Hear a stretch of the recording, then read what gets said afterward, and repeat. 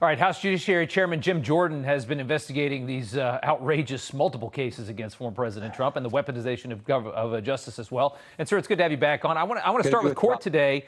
Yeah. Cohen's collapse under cross. He's caught lying about this phone call that was really the only proof that he has of what he alleges. Then he admits that Trump said he was worried about his family, his business in regards to the Stormy story. Your thoughts on what we found out today? Well, I think what Bob Costello just said there, that last point, is so important.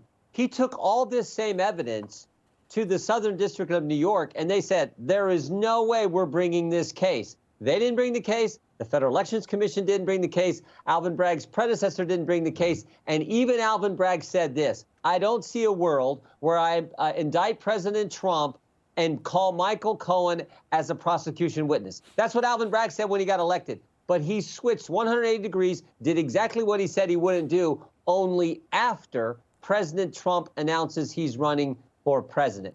That just shows all these cases are falling apart, but they all were driven by politics. So that's the key factor.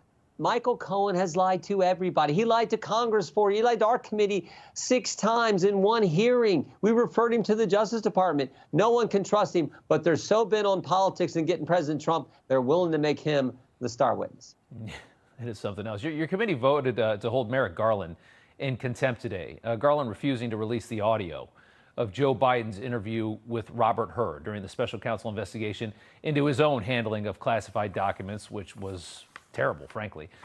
Is it clear to you the DOJ is working to politically protect Joe Biden while at the same time throw Trump in prison? That's what it feels like. Well, it sure looks that way. Our job is oversight of the Justice Department in the legislative branches to make sure that there's equal administration of the law. And right now what we have is President Trump gets indicted in Miami on his concern about classified documents the Justice Department has. But Biden doesn't. And Biden doesn't, even though Special Counsel Hur said he met the elements of the crime. He knowingly kept classified information. He knowingly shared classified information.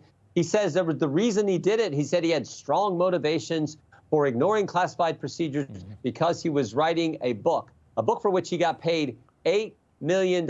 So we have motive, an $8 million motive. We have the elements of the crime, but we're not going to charge him because he's a forgetful elderly gentleman. Yeah, or at least not recommend charges, right? Yeah. We don't recommend charges because of that. So we say, okay, then let us see all the evidence so we can actually see why you made this decision. You said it was part of this, and to evaluate, was it equal administration, equal treatment under the law is what we're supposed to have. It doesn't look like that's the case. So that's why we, as an oversight body, want that information. Yeah.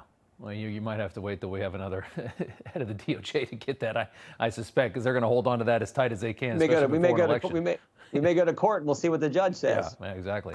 You also want information about Colangelo, who, as we just said, the DOJ official that left a high-powered position at DOJ, goes to New York for this case to try to imprison Donald Trump. And in the meantime, this Cohen case is imploding. As you look into Colangelo, what happens if Trump gets, a quick acquittal here in very dark blue New York? What do you think happens politically in this country?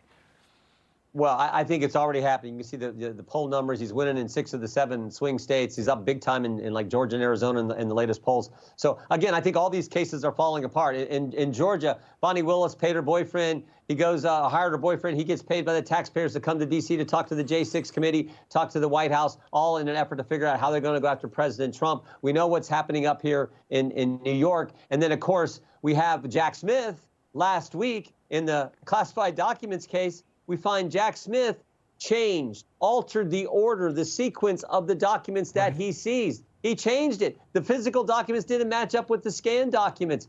I mean, you got Jack Smith, who's charging President Trump with mishandling classified documents. Mishandling classified documents. You can't make this stuff up. Yeah. So all these cases are falling apart because they were all driven by politics. And with Colangelo, it's even worse than you described, Rob.